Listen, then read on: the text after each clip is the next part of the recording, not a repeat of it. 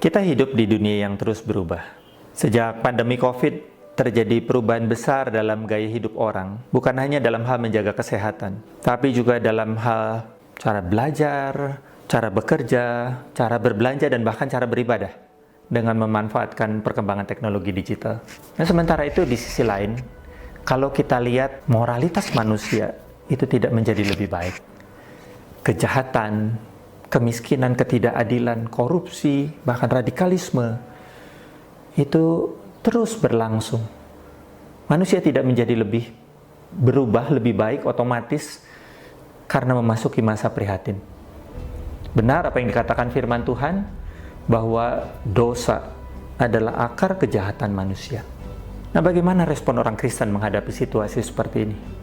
Bagaimana respon gereja menghadapi situasi seperti ini? John Stott, seorang tokoh Injili abad ke-20, pernah mengatakan satu hal yang penting. Dia mengatakan lebih baik menyalakan sebatang lilin daripada terus mengetuki kegelapan.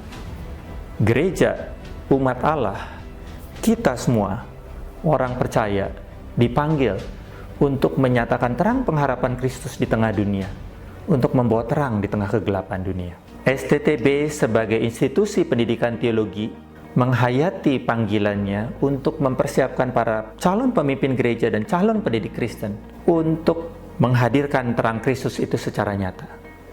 Tentu saja, untuk mempersiapkan ini, maka dibutuhkan fondasi pemahaman firman yang kokoh, supaya ketika sedang berupaya untuk menjadi relevan menyatakan terang Kristus di tengah dunia, kita tidak kehilangan jati diri dan misi kita. Di sisi lain, pendidikan teologi yang diupayakan juga adalah pendidikan teologi yang tidak hanya berkutat di hal yang abstrak, tetapi sesuatu yang aplikatif dan transformatif, yang dimulai dari perubahan yang terjadi pada diri sendiri, karakter kita, kehidupan kita, dan orang-orang di sekitar kita. Yang kedua, STTB terpanggil untuk mempersiapkan calon-calon pemimpin gereja dan calon-calon pendidik Kristen yang siap untuk melayani jemaat baik di gereja, di para church maupun di tengah masyarakat yang sedang memasuki era digital. STTB berupaya semaksimal mungkin supaya mereka yang dipersiapkan di sini adalah orang-orang yang bukan hanya melanjutkan rutinitas. Karena dunia tidak akan kembali ke masa lalu, dunia tidak akan kembali ke masa sebelum pandemi, tapi dunia akan terus bergerak maju. STTB melihat satu hal yang sangat penting untuk mempersiapkan calon-calon hamba Tuhan, calon-calon pendidik yang siap menyongsong perubahan itu, bersama dengan Tuhan berkarya di masa depan. Kalau Anda sedang mencari sekolah teologi yang bisa memperlengkapi Anda untuk menyongsong masa depan dan menghadirkan terang Kristus secara nyata di tengah dunia dengan melibatkan partisipasi seluruh umat Allah, mari bergabung dengan STTB.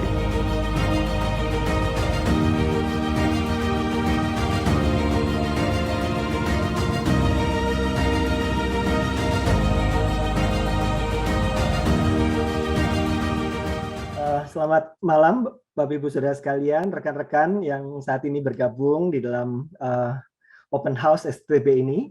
Tujuan dari Open House ini adalah untuk rekan-rekan bisa mengenal tentang STTB dan bisa menolong pergumulan rekan-rekan di dalam menentukan langkah selanjutnya dalam rekan-rekan untuk mengikuti pimpinan dan panggilan Tuhan di dalam hidup dan pelayanan. Rekan-rekan sekalian, Bapak Ibu, kita akan merenungkan satu bagian firman Tuhan secara singkat selama 15 menit ke depan. Tema yang diangkat di dalam renungan ini adalah tema yang juga menjadi tema ulang tahun STTB pada tahun ini. STTB merayakan ulang tahun yang ke-30. Temanya adalah The Whole Church for the Whole World. Equipping the Whole Church for the Whole World. Memperlengkapi seluruh umat Tuhan bagi seluruh dunia. Di dalam renungan ini saya berharap rekan-rekan jadi makin kenal tentang siapa STTB dan apa yang sedang kita perjuangkan tempat ini, dan bagaimana mungkin apa yang sedang dikerjakan di STTB boleh beririsan dengan apa yang menjadi kerinduan rekan-rekan sekalian. Mari kita sebelum merenungkan firman Tuhan kita berdoa sebentar. Mari kita berdoa. Tuhan, terima kasih untuk kesempatan malam hari ini. Tuhan kumpulkan kami tempat ini. Dan kami memohon Tuhan supaya malam hari ini kami boleh mendengar dari Tuhan sendiri melalui firman-Mu, melalui setiap percakapan, interaksi kami di dalam open house ini. Kami memohon supaya setiap hal yang kami dengarkan, setiap hal yang kami pikirkan, Roh Kudus memakainya untuk berbicara kepada kami, meneguhkan dan mengarahkan kami dalam langkah hidup kami selanjutnya. Berkati pemberitaan firman-Mu, berkata-katalah ya Tuhan, kami sedia untuk mendengar. Dalam Tuhan Yesus kami berdoa. Amin. Firman yang akan kita renungkan, saudara-saudara, diambil dari surat Paulus kepada jemaat di Efesus. Bagi saudara-saudara yang ada Alkitab di dekat, mari kita buka Alkitab kita, Efesus 4, 11-15. Saya akan bacakan untuk Bapak Ibu Saudara sekalian, dua ayat yang pertama dulu, ayat 11-12. Bapak Ibu siapkan Alkitabnya, nanti kita akan melanjutkan ke ayat-ayat berikutnya. Demikian firman Tuhan. Dan ialah yang memberikan baik rasul-rasul maupun nabi-nabi, baik pemberita-pemberita Injil maupun gembala-gembala dan pengajar-pengajar untuk memperlengkapi orang-orang kudus bagi pekerjaan pelayanan, bagi pembangunan tubuh Kristus. Sampai di sini dulu. Bapak Ibu Saudara sekalian, dalam dua ayat ini, ayat 11-12, kita diperhadapkan pada dua kelompok orang. Mari kita lihat Alkitab kita. Dua kelompok orang yang mana? Kelompok orang yang pertama ada di ayat 11. Mereka disebutkan sebagai rasul-rasul, nabi-nabi, pemberita-pemberita Injil, gembala-gembala, dan pengajar-pengajar. Biasanya kita sebut mereka ini adalah orang-orang rohaniwan, para rohaniwan ini ya. Ayat 11. Dan ayat 12 ada kelompok orang yang lain lagi. Bapak Ibu bisa melihat, rekan-rekan bisa melihat siapa mereka? Orang-orang kudus ya. Ini bukan orang yang dari daerah Jawa Tengah, kota Kudus di sana, tetapi orang-orang yang sudah dikuduskan oleh darah Kristus, artinya orang-orang percaya. Jadi satu sisi ada kelompok orang yang disebut sebagai para rohaniwan ini, yang kedua adalah orang-orang yang sudah ditebus oleh darah Kristus, yang sudah dikuduskan. Nah, pertanyaan saya adalah, berdasarkan apa yang kita baca dalam surat Efesus ini, siapakah di antara dua kelompok orang ini yang mestinya melayani? Oke, itu pertanyaannya. Dan jawabannya harus didasarkan pada surat Efesus. Mari kita lihat ayat 11, ayat 12. Siapakah dari dua kelompok orang ini yang seharusnya melayani, semestinya melayani? Sudah ketemu jawabannya? Mereka adalah, dalam ayat 12, orang-orang kudus diminta melakukan pekerjaan pelayanan dan membangun tubuh Kristus. Orang-orang kudus bagi pekerjaan pelayanan, bagi pembangunan tubuh Kristus. Di dalam standar perjanjian baru, bukan hanya dalam surat Efesus, dalam berbagai bagian yang lain, maka dikatakan siapakah para pelayan-pelayan Tuhan itu, orang-orang yang melayani Tuhan. Dalam bagian ini dikatakan orang-orang kudus, semua orang percaya adalah pelayan-pelayan Tuhan, orang-orang yang masuk dalam pekerjaan pelayanan dan membangun tubuh Kristus.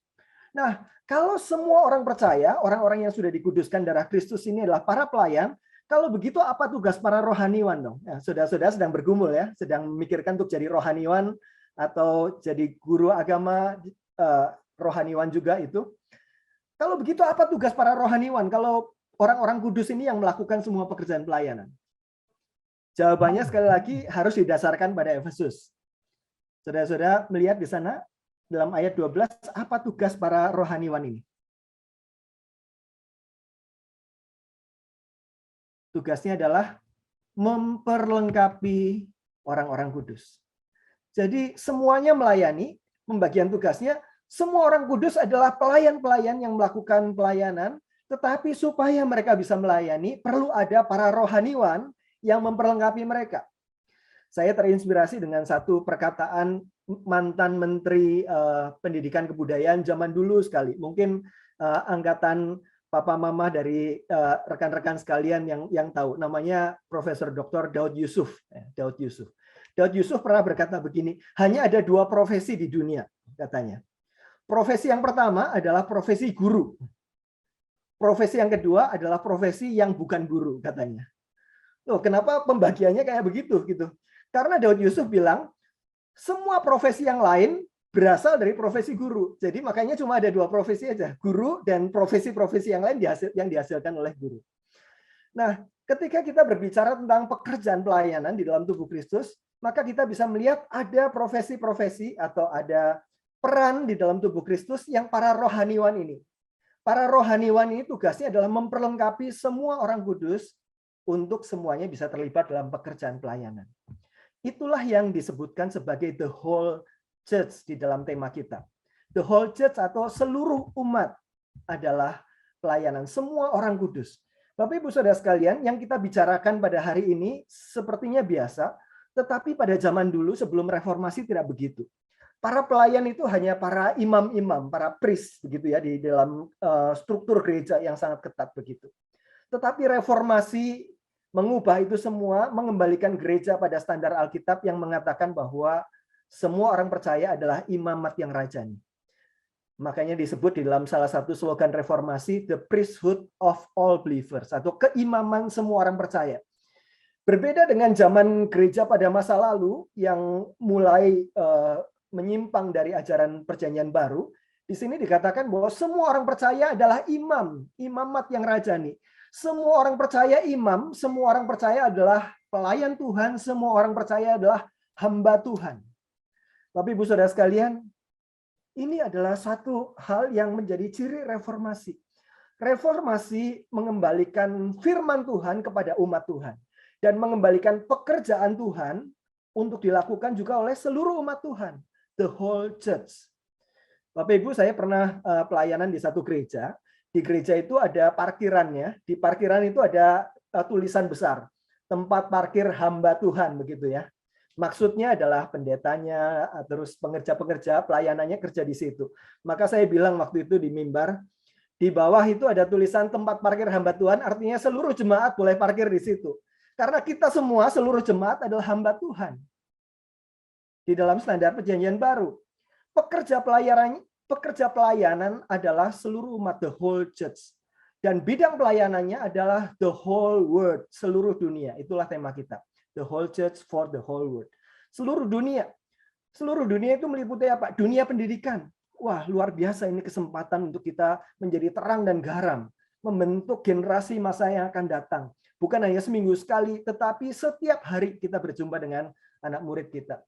Ilmu pengetahuan teknologi, dunia seni dan budaya, pemerintahan, politik dan militer, dunia kesehatan, dunia ekonomi, kemiskinan, suku-suku terabaikan, the whole world. Ada penyimpangan-penyimpangan yang terjadi juga di dalam sejarah gereja, di mana fokus pelayanan hanya kepada hal-hal yang dalam tanda petik hal-hal yang disebut sebagai kategori pelayanan rohani.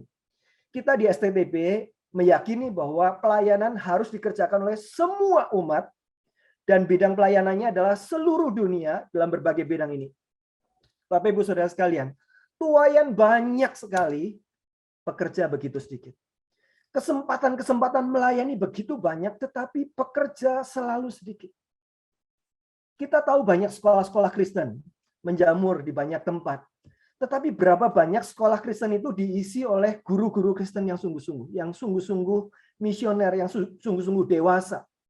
Ada banyak guru Kristen, tetapi belum tentu mereka orang yang sudah diperlengkapi untuk melayani dan membangun tubuh Kristus. Sekedar Kristen saja di sana. Lebih celaka lagi, ada banyak sekolah Kristen makin besar, makin tinggi kebutuhan gurunya, akhirnya guru-guru yang nggak Kristen masuk juga di situ, karena butuh orang begitu.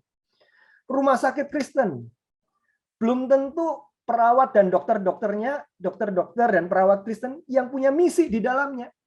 Cuma sekedar Kristen, tetapi semua yang dicari adalah seperti yang dicari rumah sakit yang bukan Kristen. Sudah tidak lagi menjalankan misinya.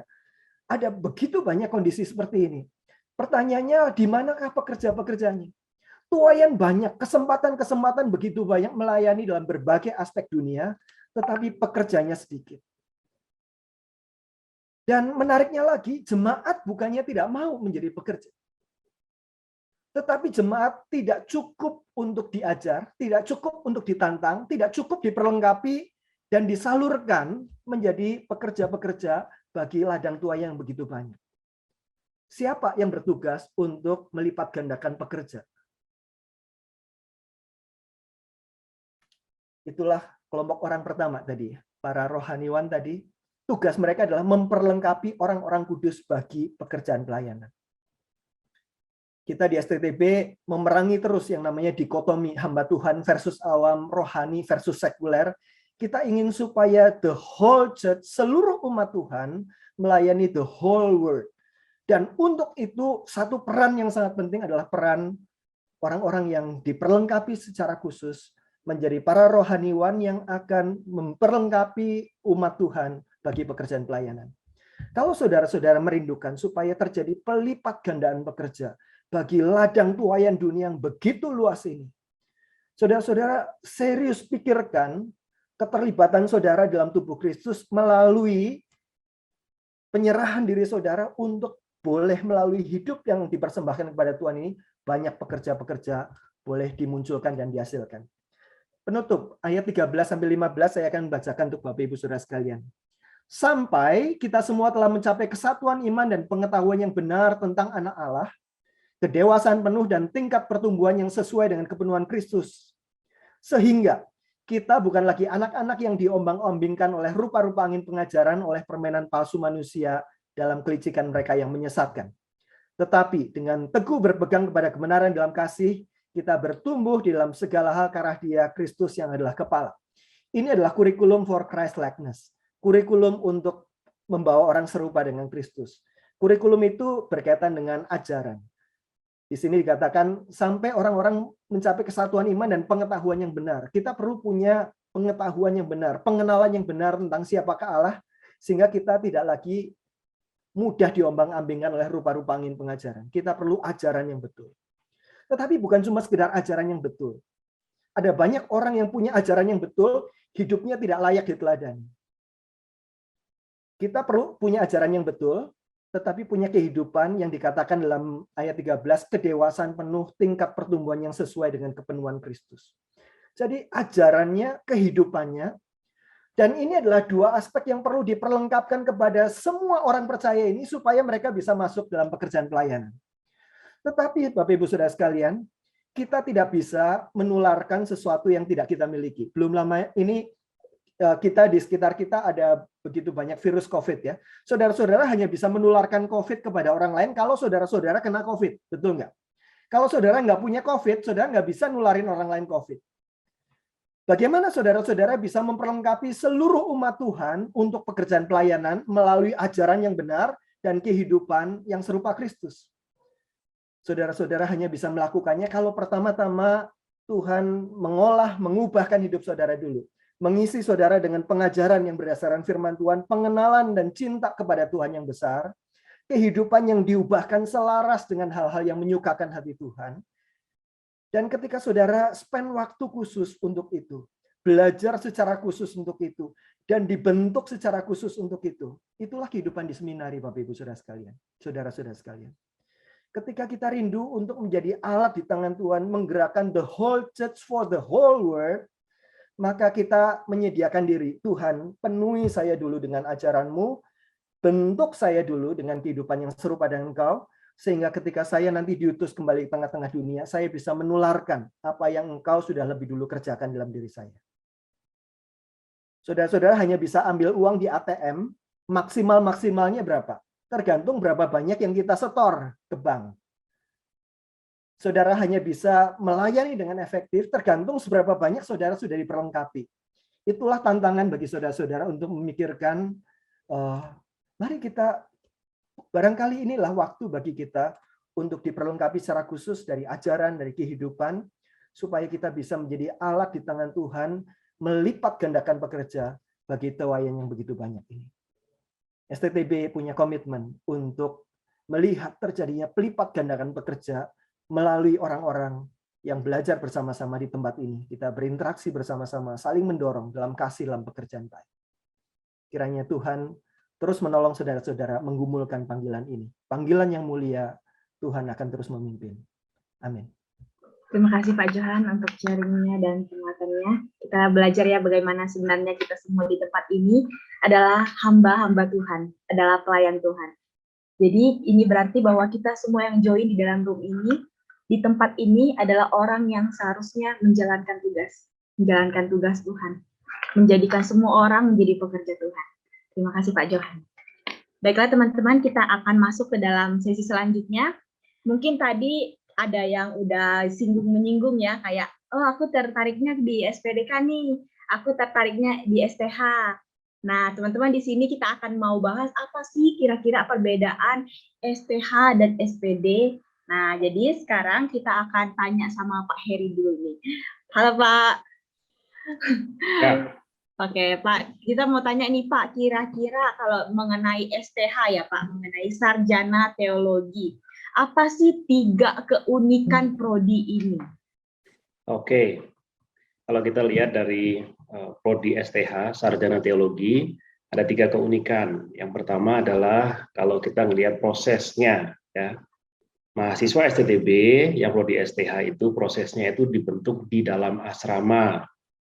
Dan di asrama itu bukan hanya berasrama, tetapi di sana dibentuk juga mengenai karakternya, bagaimana berelasi, bagaimana pemuridan, ya, menjadi mentor, itu yang teman-teman yang sudah tingkat atas, itu mementor yang junior. Bagaimana konseling, bagaimana khotbah, bagaimana skill pelayanan yang lain, semuanya dibentuk di situ, itu prosesnya. Yang kedua keunikannya adalah kurikulum. Kurikulum kita ini adalah kurikulum yang integratif, yaitu 60% itu teologi, 40% pendidikan. Jadi sarjana teologi itu juga mengenal apa itu pendidikan, gitu, ya. Dan yang ketiga adalah fokus kita itu adalah membentuk dan mempersiapkan hamba-hamba Tuhan untuk pelayanan urban, pelayanan perkotaan. Maka STTB nantinya akan mempersiapkan saudara-saudara itu memang lulusannya akan melayani di perkotaan-perkotaan di Indonesia maupun di luar negeri. Nah, itu kira-kira yang bisa saya jelaskan untuk yang prodi STH, ya. Terima kasih ya Pak. Oke. Nah, teman-teman mungkin makin jelas ya, oh prodi STH. Dan mungkin yang tadi lebih menarik itu ternyata STH, Sarjana Teologi itu nggak cuma belajar Alkitab, tapi pendidikan juga. Nah, mungkin kita makin bingung ya, apa bedanya jadinya STH sama SPD? Nah, kita akan tanya Pak Mario, kira-kira Pak, apa sih 3 keunikan prodi SPDK? 3 aja ya, jangan banyak-banyak ya. 3 aja ya. Oke. Yang pertama yang paling kelihatan banget memang kalau di prodi SPD itu kaprodinya ganteng. Bentar, saya tunggu reaksi sebelah dulu. Saya tunggu reaksi kaprodi sebelah dulu. Oke. Mirip-mirip saja. Jadi seperti yang tadi Pak Heri bilang sih sebenarnya. Jadi memang di SPD, STTB juga kita mendidik para mahasiswa itu di asrama. Ini memang sedikit berbeda loh, karena banyak SPD yang memang tidak dididik di asrama ya, tapi kita didik di asrama, jadi memang benar-benar holistik. Bukan cuma kita mengajarkan mereka tentang pengetahuan pedagogi atau pengetahuan teologi saja, tapi mereka juga dibina secara mental, secara karakter yang nantinya pasti sangat berguna waktu terjun pelayanan di sekolah. Nah, yang kedua, kebalikannya dari yang tadi, STH yang Pak Heri jelaskan. Kalau di STH tadi 60% teologi, 40% pendidikan. Nah, ternyata di SPD-nya STTB itu bukan cuma ngomong pendidikan. Kita balik, 60% pendidikan, 40% teologinya. Jadi benar-benar memang guru-guru yang dihasilkan oleh SPD, STTB, mereka juga diperlengkapi dengan kemampuan atau pengetahuan teologi yang benar, yang mendalam. Jadi bukan cuma sekedar bisa ngajar, gitu ya, tapi mereka benar ngerti secara teologi doktrinnya itu seperti apa. Kemudian juga di dalam kurikulumnya bukan terbatas seperti yang tadi di video ya, dikatakan bukan terbatas pada sekedar menjadi guru agama. Karena di SPD, STTB juga mereka diperlengkapi seperti ilmu-ilmu untuk konseling, gitu ya. Jadi nanti bisa bantu backup di sekolahnya. Kemudian mereka diperlengkapi juga dengan memimpin ibadah dan liturgi. Gitu. Nah, itu kan kadang-kadang guru agama suka bingung ya, apalagi kalau guru baru begitu masuk sekolah, ditodong langsung suruh pimpin kebaktian atau bikin ibadah siswa, bingung gurunya. Nah, kalau yang dari STTB kita sudah lengkapi dengan seperti itu.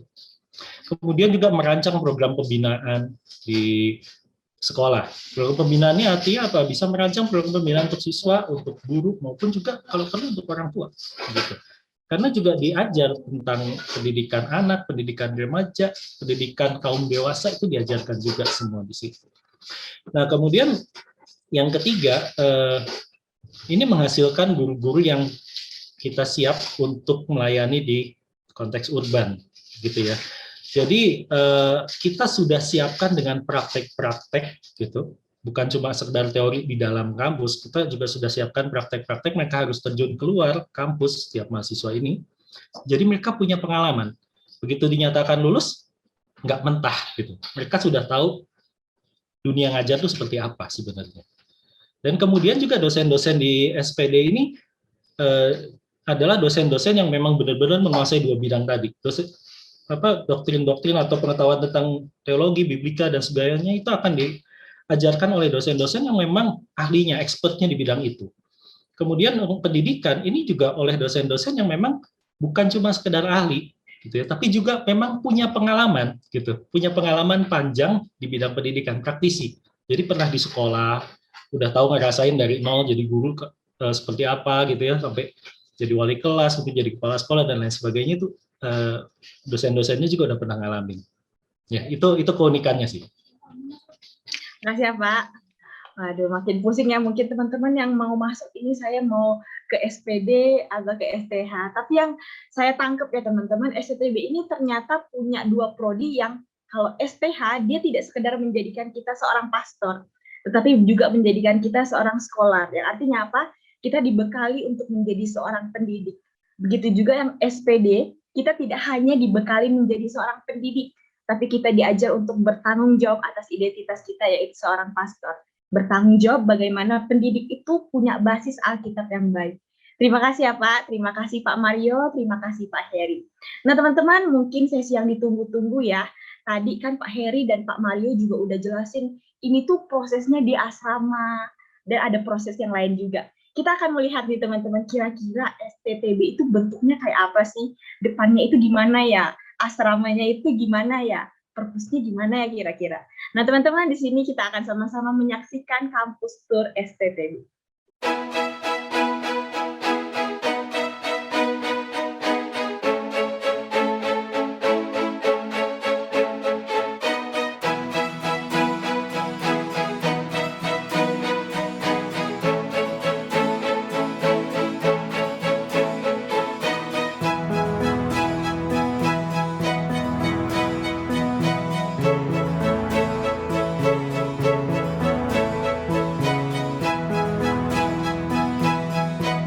Selamat datang di STT Bandung. Saya Wemi. Saya Kristo. Kami akan mengajak teman-teman semua untuk melihat kampus STT Bandung.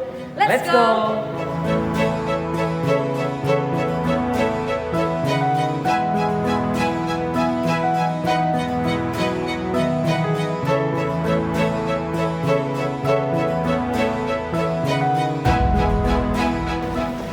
Selamat datang di Perpustakaan Transformasio.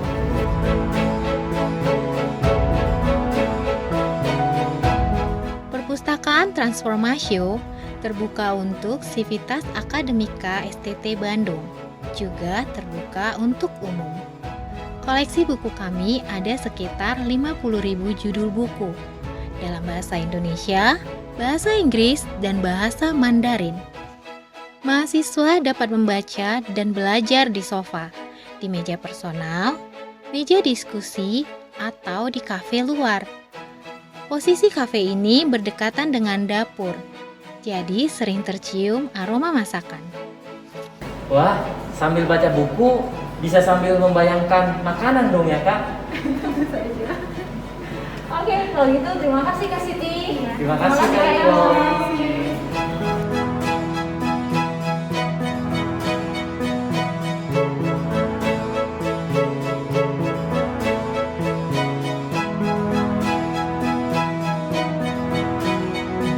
Mari menuju ke lantai 1.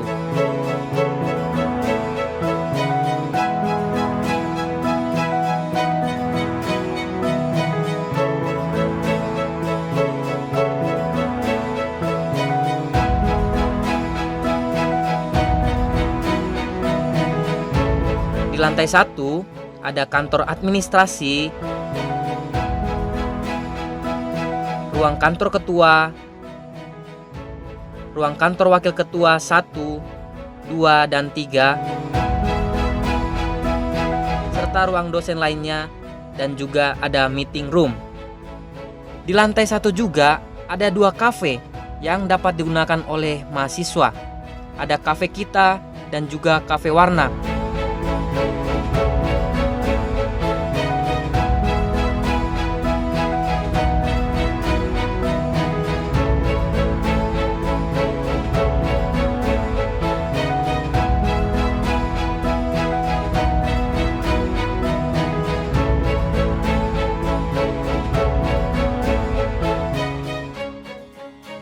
Lantai 2. Di sini terdapat ruang-ruang kelas dengan kapasitas berbeda yang dipakai untuk kuliah baik full on-site dan juga hybrid.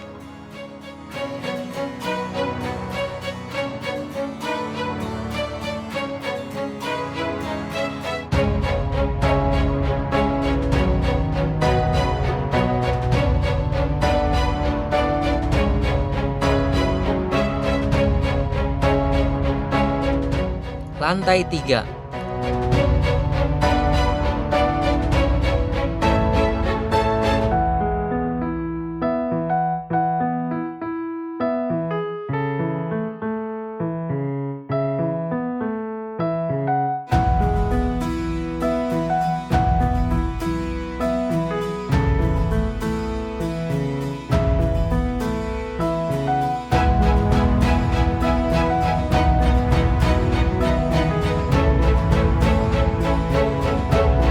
Selain ada ruang kelas, di lantai 3 juga ada studio Didasco yang terdiri dari ruang telecast atau teleconference, ada main studio untuk syuting materi pembelajaran, dan juga ada mini studio.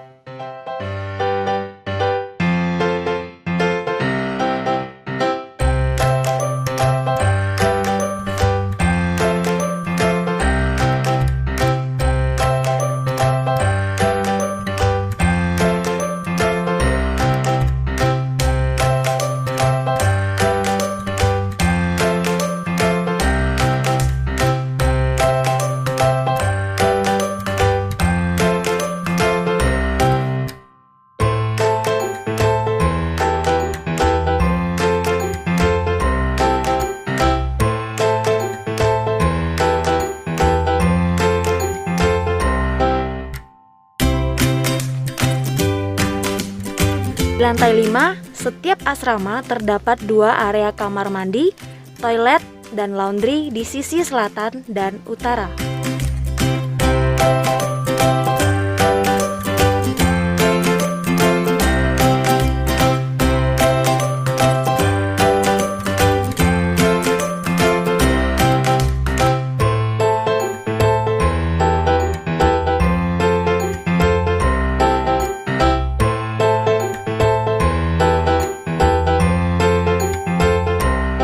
Lantai 6. Setiap lantai asrama terdiri dari 13 kamar yang diisi oleh 3-4 mahasiswa.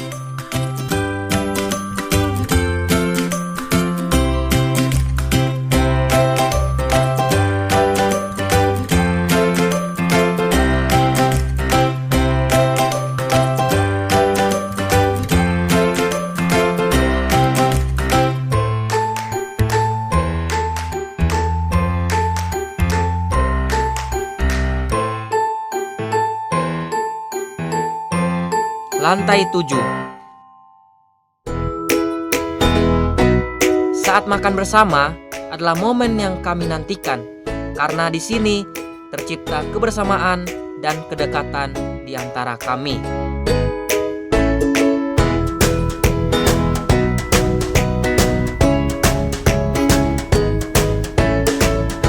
Lantai 7. Di STT Bandung, kami tidak hanya dididik secara teori atau wawasan, namun juga praktik pelayanan setiap hari Senin, Rabu, dan Jumat. Seluruh mahasiswa hadir dalam kapel di lantai 7. STTB All for Jesus. Bukannya dari semua untuk menjadi serupa dengan gambaran anaknya, supaya ia, anaknya itu, menjadi yang sulung di antara banyak saudara.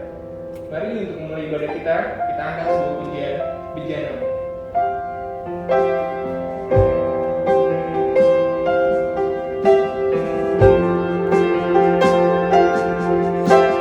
Sekian sekilas tentang kampus STT Bandung. See you. Selamat malam sekali lagi untuk teman-teman semua, untuk Bapak Ibu yang sudah hadir di open house. Nah, gimana nih, sudah melihat ya tadi seperti apa kampus kita. Nah, mungkin sekarang kita akan berkenalan sedikit dengan bagaimana prosedurnya untuk masuk ke STT Bandung. Nah, sebelumnya saya kembali menyambut untuk Bapak Ibu pengutus yang sudah hadir juga, perwakilan dari gereja dan ladang misi yang sudah hadir, untuk teman-teman yang sudah berminat untuk studi di STT Bandung dan sudah datang juga ke acara ini. Terima kasih untuk teman-teman dosen juga, untuk teman-teman mahasiswa semuanya udah datang kembali di sini. Terima kasih. Nah, izinkan saya, Ana, saya Ketua Admisi di STT Bandung, saya akan perkenalkan sedikit bagaimana cara untuk masuk ke STT Bandung seandainya teman-teman memang berminat untuk daftar ke STT Bandung. Oke, saya share screen dulu. Ya. Nah, untuk admisi sendiri, Bapak Ibu, teman-teman, kita seperti yang kita tahu tadi ada program sarjana teologi dan sarjana pendidikan Kristen. Nah, ini magister mungkin untuk Bapak Ibu yang sudah lebih dewasa lah. Nah, untuk beasiswa sendiri kita menyediakan, tapi memang terbatas gitu, dan akan ada seleksinya. Tapi kita menyediakan ada beasiswa, mulai dari beasiswa yang full 5 tahun studi, dan beasiswa yang dimulai dari tahun kedua atau ketiga studi. Nah, ini nanti ada persyaratannya sendiri, tapi kalau Bapak Ibu, teman-teman memang berminat ingin mengajukan beasiswa, ketika Bapak Ibu, teman-teman mendaftar, bisa nanti meminta form beasiswa itu kepada petugas kami. Nah, nanti kita akan masuk ke prosedurnya, dan nanti akan bisa mengikuti seleksi beasiswanya. Untuk pengembalian berkas formulir sendiri, Bapak Ibu teman-teman bisa mengejar yang gelombang kedua gitu. Nanti ada di 9 Mei. Untuk STB sendiri setiap tahunnya kita udah pasti akan membuka 3 gelombang setiap tahun. Sudah pasti ada di bulan Oktober, di bulan Maret, dan di bulan Mei gitu. Nah, sekarang kita akan masuk ke bulan yang Mei nanti. Cara untuk mendaftar sendiri sangat gampang. Nah, pertama-tama tentu kita harus mendapatkan dulu formulirnya. Nah, ini bisa diakses secara online, masuk ke sistem STTB sendiri, sis.sttb.ac.id, atau bisa kalau kesulitan gitu, dapat secara online, kita juga bisa kirimkan secara pos atau misalnya secara WhatsApp atau secara email. Nah, nanti bisa kontak aja ke kontak person kita, nanti akan dikirimkan. Kemudian nanti untuk berkas yang sudah masuk, teman-teman sudah bayar untuk uang pendaftaran dan tesnya, kita akan seleksi dulu gitu. Jadi kalau memang si dokumennya memenuhi syarat, sudah lengkap gitu, nanti akan kita panggil untuk tes. Nanti akan menerima surat panggilan tes masuk dan bisa ikut tes masuknya. Tes masuknya sendiri memang ada beberapa gitu. Ada psikotes sendiri, kita ada 3 tahap psikotesnya. Kemudian ada nanti tes tertulis. Tes tertulis ini lebih ke pengetahuan teologi, bahasa Indonesia, bahasa Inggris. Nah, terakhir nanti akan ada wawancara dengan dosen-dosen di STTB. Nah, sudah tes ini, nanti kurang lebih menunggu 2-3 minggu pasti akan sudah menerima pengumumannya via WhatsApp dan email. Seperti itu sih prosedurnya, mudah sekali. Nah, untuk helpdesk-nya sendiri, kalau nanti teman-teman ingin mengetahui lebih lanjut atau emang niat pengen mendaftar, boleh mengontak entah di WhatsApp kami atau di email kami. WhatsApp kami dengan 0815-7336-0009 dengan Pak Agung. Jadi staf admisi kami namanya Pak Agung. Silakan nanti kalau membutuhkan bantuan bisa mengontak Pak Agung ini. Ya, oke. Jadi terima kasih untuk Ana yang tadi sudah membagikan informasi tentang admisi ya. Kalau ada pertanyaan yang berhubungan dengan admisi ataupun juga ada pertanyaan lain, boleh silakan diberikan kesempatan di sini ya. Ya, Yoyo silakan. Saya Sode Bu dari SMA Kristen Air Hidup dari Pulau Sumba. Wah, oke. Wow, salam kenal ya. Gimana? Pertanyaan apa nih? Saya mau tanya tentang beasiswanya yang ada di STT Bandung, Bu. Di teologi. Gitu ya, beasiswa ya. Nah, di sini ada ketua beasiswa nih, ada Pak Victor ya. Mungkin bisa menjawab dengan singkat mungkin ya, Pak Victor. Baik, ya terima kasih untuk pertanyaannya dari Sumba tadi ya. Jadi di STT Bandung kita ada 2 jenis beasiswa. Yang satu itu namanya beasiswa Pastor Scholar, itu adalah beasiswa full dari tahun pertama hingga tahun keempat gitu ya.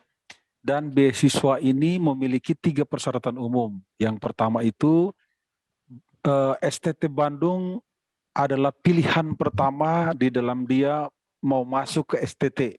Jadi dia belum mendaftar ke STT lain, tetapi STT Bandung adalah pilihan pertamanya, gitu ya. Dan kedua, ini diberikan untuk yang berasal dari SMA. Jadi dari SMA mau masuk S1 ya, tidak berlaku untuk yang sudah pernah masuk ke sekolah teologi sebelumnya gitu. Lalu mungkin di sekolah teologi tertentu itu tidak selesai atau ada masalah tertentu, terus mau masuk ke STT Bandung, itu tidak berlaku. Ini hanya yang murni dari SMA mau masuk ke STT Bandung, seperti itu ya, dengan STT Bandung sebagai pilihan pertamanya. Terus yang ketiga, dia memiliki persyaratan yang setara dengan 8,0 untuk nilai rata-rata waktu dia SMA-nya, gitu ya. Nanti kita juga lihat kalau misalnya ada pertimbangan tertentu, misalnya di daerah itu 7,5 misalnya, itu sudah kita pandang selevel dengan 8,0. Nah, nanti kita bisa perbincangkan di dalam wawancara seperti itu ya. Tetapi standarnya sendiri sebetulnya adalah 8,0.